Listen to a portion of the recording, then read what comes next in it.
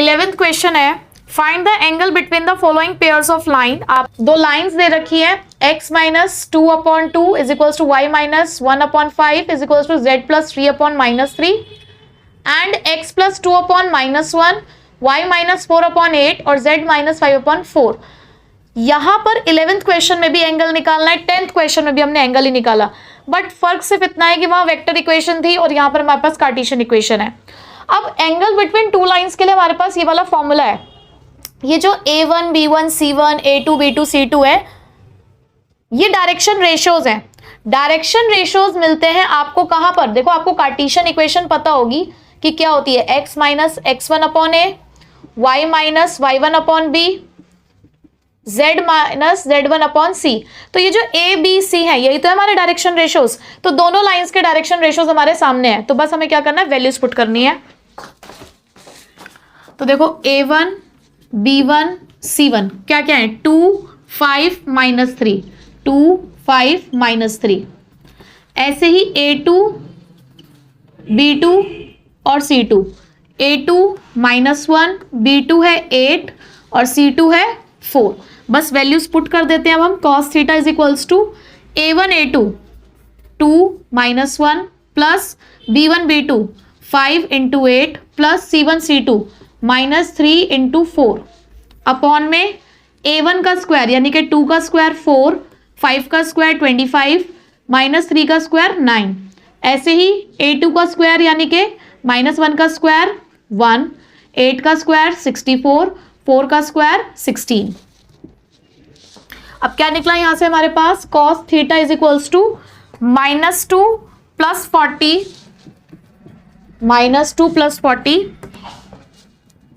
-12। ठीक है, इधर से देखें अगर तो 29 + 9, ठीक है, एक आ गया √38, एक आ गया हमारा √81। तो cos theta is equals to, ऊपर का सॉल्व करोगे ये आ गया 26 अपॉन में √38, 81 आपको पता है 9 का रूट होता है, तो आपका थीटा हो गया, theta is equals to cos inverse 26 9 upon में √38।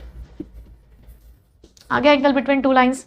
सेकेंड पार्ट भी बिल्कुल ऐसा ही है, तो एक बार खुद ट्राई करो, फिर मैं सॉल्यूशन आपको सामने दिखा दूंगी। ठीक है, देखो अब सेकेंड पार्ट हमारे पास है, यहां पर भी हमारे पास दो इक्वेशंस हैं, फॉर्मूला बिल्कुल सेम रहेगा, हमें सिर्फ dr से मतलब है। तो देखो फर्स्ट लाइन के जो dr है वो है 2 2 1, यानी कि a1 b1 c1 की वैल्यू आ गई 2 2 1, a2 b2 c2 यानी कि 4 1 और 8। ठीक है, हमने फॉर्मूले में पुट किया, तो यहाँ पर 2 × 4, 2 × 1 और 1 × 8। उसके बाद अंडर रूट के अंदर 2 का स्क्वायर 4, फिर 2 का स्क्वायर 4 और 1 का स्क्वायर 1। उसके बाद 4 का स्क्वायर 16, 1 का स्क्वायर 1, 8 का स्क्वायर 64। तो जब आपने इसको और सॉल्व किया तो ये आपको मिला 8 + 2 + 8, अंडर रूट के अंदर 9, अंडर रूट के अंदर 81। ऊपर का टोटल आया आपका 18, 9 होता है हमारा 3 का रूट, 81 होता है 9 का रूट। तो और सिंप्लीफाई करोगे तो आपका आंसर आ गया theta is equals to cos inverse 2/3। ठीक है, तो बहुत ईजी था ये वाला क्वेश्चन।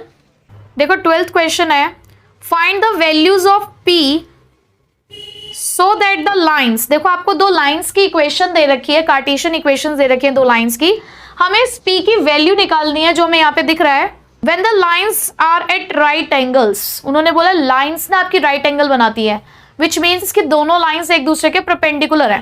लाइंस परपेंडिकुलर होती हैं उसका सीधा सा मतलब है कि a1 a2 + b1 b2 + c1 c2 0 के बराबर होता है।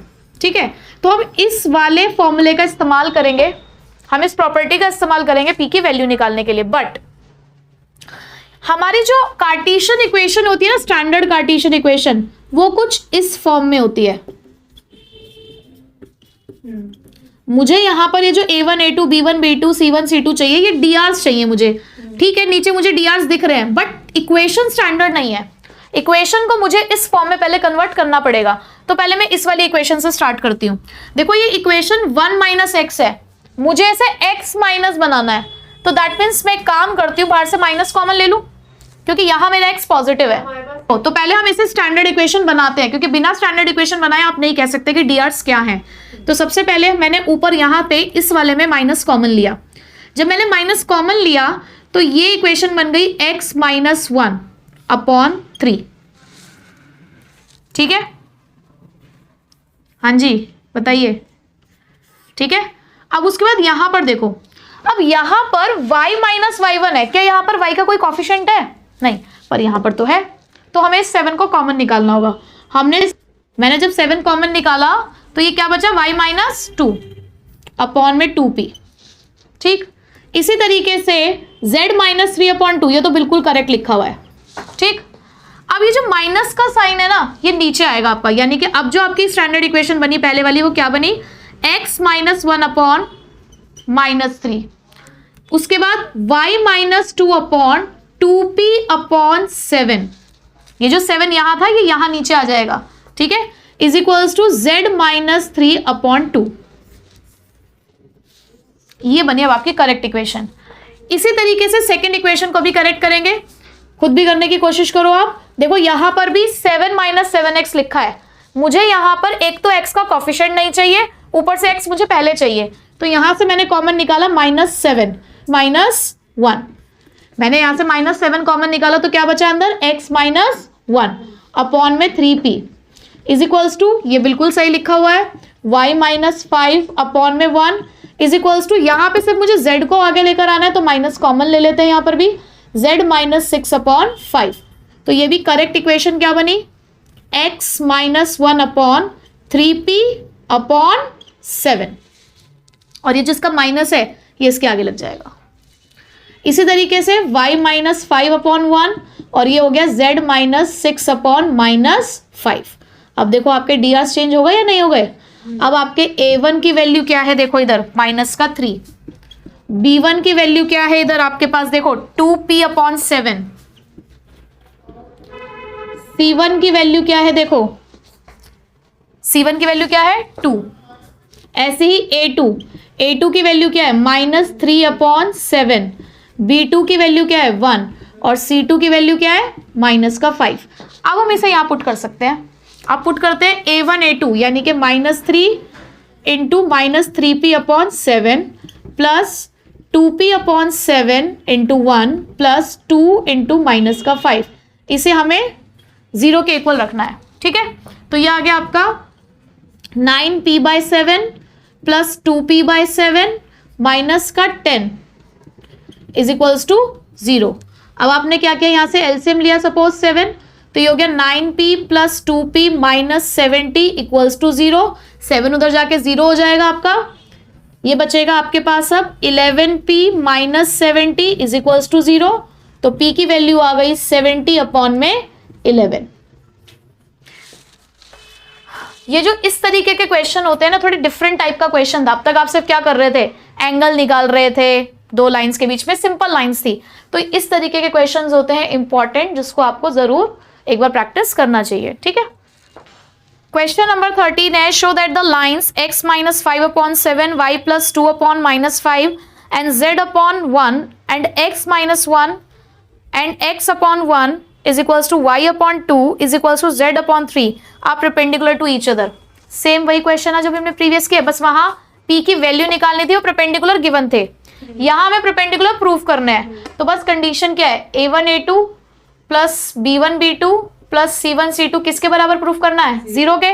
ये रहा a1 b1 c1 a2 b2 c2, तो मैं डायरेक्टली लगाऊंगी इसको 7 into 1 plus -5 into 2 plus 1 into 3, किसके इक्वल आ जाना चाहिए, ये 0 के इक्वल आना चाहिए। तो 7 -10 प्लस 3, तो ये देखो भाई 10 - 10 ये आ गया आपका 0, देयरफॉर लाइंस आर परपेंडिकुलर। बस हो गया।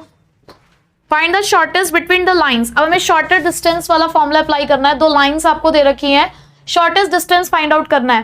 तो बेसिकली मुझे चाहिए b1 b2 a2 और a1, ये वेक्टर्स चाहिए मुझे। अब ये जो आपका वेक्टर इक्वेशन आपको दे रखी है दो, इसके अंदर जो ये आपका आगे वाला वेक्टर होता है वो a वेक्टर होता है, जो ये आपका पीछे वाला वेक्टर है ये डायरेक्शन वेक्टर है। बेसिकली ये आपकी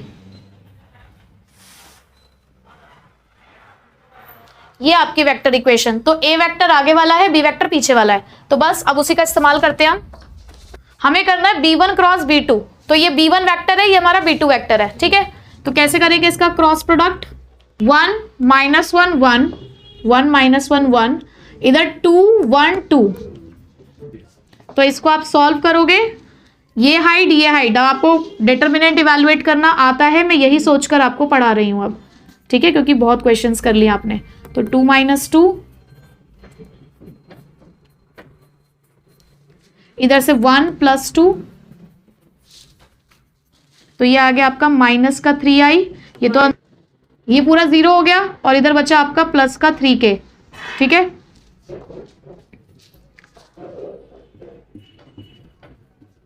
फिर उसके बाद हमें चाहिए a2 - a1, ये a2 है, ये a1 है। 2 - 1 1, -1 - 2 -3j, -1 -1, तो ये हो गया -2k। आपको एक और चीज चाहिए, b1 क्रॉस b2 का मैग्नीट्यूड। तो यहां पर आप देखो, ये आपका -3 का स्क्वायर 9, फिर +3 का स्क्वायर अगेन 9, तो ये आ गया आपका √18। सारी वैल्यूज निकाल चुके हो, उसे पुट करनी है। तो आपका शॉर्टेस्ट डिस्टेंस आया, सबसे पहला वेक्टर बना आपका -3i +3k, डॉट प्रोडक्ट करना है आपको अपॉन में √18, 3 × -3 × 1, तो ये हो गया आपका -3। यहां पर j का कॉम्पोनेंट ही नहीं है, तो वो 0 हो गया है। 3 × -2 यानी कि -6 अपॉन में √18, तो आपकी शॉर्टेस्ट डिस्टेंस क्या है यहाँ पे, -9 अपॉन में √8। आप थोड़ा सा और सिंप्लीफाई कर सकते हो, आप इसको ऐसे भी लिख सकते हो 3√2। अब 3√2 करके और लिखोगे तो आपकी शॉर्टेस्ट डिस्टेंस आ जाएगी। आप इसको रेशनलाइज करोगे तो ये आ जाएगा आपका 3√2/2 पॉजिटिव, ठीक है। तो 15th क्वेश्चन में हमें शॉर्टेस्ट डिस्टेंस निकालनी है। प्रॉब्लम बस यही है यहाँ पर कि हमें वेक्टर्स पहचानने की, कौन सा वेक्टर कहाँ से बनेगा। आपके जो ये b1 b2 वेक्टर्स हैं डायरेक्शन रेशियो से बनेंगे।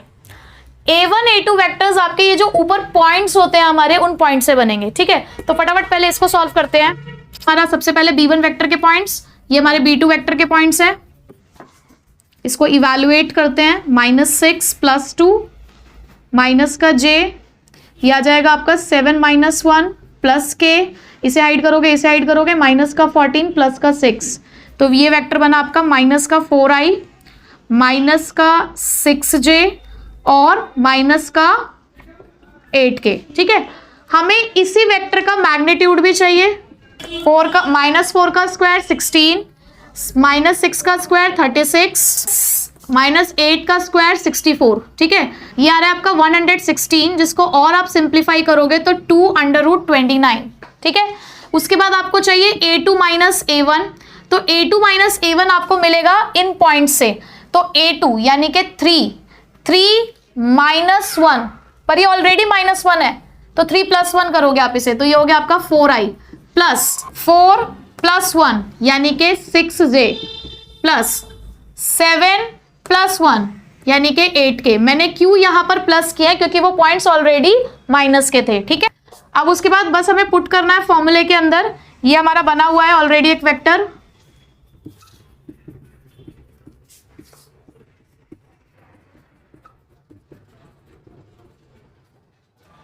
-4 × 4 माइनस का 16, -6 × 6 माइनस का 36, -8 × 8 माइनस का 64 अपॉन में 2√29।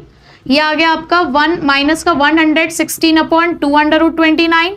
इसको और आप सॉल्व करोगे, 58/√29 सिंप्लीफाई करोगे तो ये बचाएगा सिर्फ आपका 2√29। अभी मैंने सिंप्लीफाई कैसे किया है, बेसिकली मैंने √29 को ऊपर भी मल्टीप्लाई किया है, नीचे भी मल्टीप्लाई किया है, क्योंकि 29 + 29 58 होता है, तो वो एलिमिनेट हो गया होगा, ठीक है, ठीक है।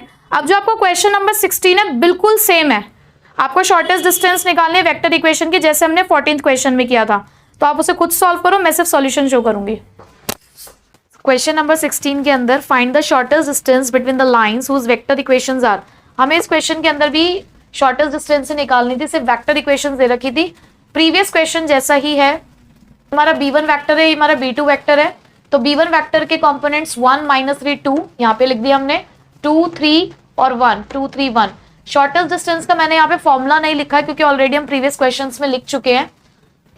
उसके बाद हमने इस डिटरमिनेंट को इवैल्यूएट किया है, तो इवैल्यूएट करके आपका वेक्टर बना है -9i + का 3j + का 9k, ठीक है। इवैल्यूएशन कैसे किया, जैसे कि यहाँ पे निकालना है तो first row hide, first column hide -3 -6, फिर फर्स्ट रो सेकंड कॉलम 1 -4, फिर फर्स्ट रो थर्ड कॉलम 3 + 6। ठीक है, अब B1 क्रॉस B2 का हमने मैग्नीट्यूड निकाल लिया। B1 क्रॉस B2 का मैग्नीट्यूड निकाला हमने, यानी कि -9 का स्क्वायर 81, 3 का स्क्वायर 9 और 9 का स्क्वायर 81, ये आया 171, जिसको हम और सिंप्लीफाई करके 3√19 लिख सकते हैं। उसके बाद A2 - A1, A2 - A1 हमने यहाँ से निकाला है 4 - 1 3, 5 - 2 अगेन 3 और 6 - 3 अगेन 3। ये हो गया हमारा A2 - A1। अब शॉर्टेस्ट डिस्टेंस का जो हमारा फॉर्मूला है, जो हम पीछे से लिखते आ रहे हैं, A2 - A1 का डॉट प्रोडक्ट करना होता है हमें B1 क्रॉस B2 से, और अपॉन में B1 क्रॉस B2 का मैग्नीट्यूड। तो बस वही वाला फॉर्मूला हमने यहाँ पे अप्लाई किया, सॉल्व करके हमारा आया 9/3 √19, जिसको हमने और सिंप्लीफाई कर दिया, मतलब ये 3 से 9 और 3 आपस में कट हो गए हैं, तो लास्ट हमारा फाइनल आंसर आया 3/√19। आप चाहो तो इसको और सॉल्व करने के लिए रैशनलाइज भी कर सकते हो, that is totally your choice, but कुछ कटेगा नहीं उसके बाद, क्योंकि 19 और 3 में कोई रिलेशन नहीं है। ठीक है, 17th क्वेश्चन है, find the shortest distance between the line whose vector equations are. देखो मोस्टली क्वेश्चंस वही है कि वेक्टर इक्वेशंस दे रखा है, आपको शॉर्टेस्ट डिस्टेंस निकालना है, बट इस क्वेश्चन में क्या है कि आपको ना वेक्टर इक्वेशन यहाँ पर स्टैंडर्ड नहीं दे रखी है। आपको पता है कि स्टैंडर्ड वेक्टर इक्वेशन क्या होती है, r vector is equals to a vector plus lambda b vector, जहां पर लैम्डा कोई भी कांस्टेंट हो सकता है। तो यहाँ पर ना उन्होंने उसको पूरा सॉल्व कर रखा है। हमें क्या करना पड़ेगा, इस वेक्टर इक्वेशन को पहले इस फॉर्म में कन्वर्ट करना है। ठीक है, तो कन्वर्ट करने के लिए हम क्या करेंगे, आई को इन दोनों से मल्टीप्लाई, जे को इन दोनों से मल्टीप्लाई, के को इन दोनों से मल्टीप्लाई। ठीक है, तो करते हैं। आप अगर मल्टीप्लाई करोगे i - ti plus tj - 2j plus 3k - 2tk, अब क्या करोगे आप यहाँ पर, जो t वाले हैं हमारे ij के उन्हें अलग कर देते हैं, और जो बिना t के यानी कि जो बिना कांस्टेंट वाले हैं उन्हें एक साथ करते हैं। जैसे कि ये i, ये माइनस का 2j, ये प्लस का 3k। ठीक है, और बाकी हमारे पास क्या क्या बचा, माइनस का ti प्लस का tj माइनस का 2tk। अब मैं ऐसा करती हूं, ये i - 2j प्लस 3k तो ठीक है, यहां से मैं प्लस t कॉमन ले लेती हूं। तो यहां से जब मैंने प्लस t कॉमन लिया तो मुझे मिला माइनस का i प्लस का j और माइनस का 2k। अब जरा देखो, क्या ये वेक्टर इक्वेशन में कन्वर्ट नहीं हो गया है, ये हमारा आगे वाला वेक्टर हो गया a वेक्टर और पीछे वाला हो गया v वेक्टर। लाइकवाइज हम सेकेंड इक्वेशन को भी ऐसे ही कन्वर्ट करेंगे। फिर हमने सेकेंड इक्वेशन को भी हमने सिंप्लीफाई करके वेक्टर इक्वेशन में कन्वर्ट कर दिया है। तो यहाँ पर हमारे पास बचा i - j - k a2 vector, और b2 वेक्टर हमारा बचा i + 2j - 2k। अब बस हमें क्या करना है, b1 क्रॉस b2। अब जब आप b1 क्रॉस b2 करोगे तो ये हो गया आपका i j k b1 vector आपको पता है यहाँ से मिलता है आपको -1 1 और -2, और यहां से आपको मिलेगा b2 वेक्टर 1 2 और -2। तो आप इसे सॉल्व करोगे, first row first column hide -2 + 4 minus का j, first row second column 2 + 2 plus k, first row third column -2 -1, ये आया आपका 2i - 4j - 3k। इसी का ही हमें निकालना है अब मैग्नीट्यूड। तो 2 का स्क्वायर 4 -4 का स्क्वायर 16 -3 का स्क्वायर 9।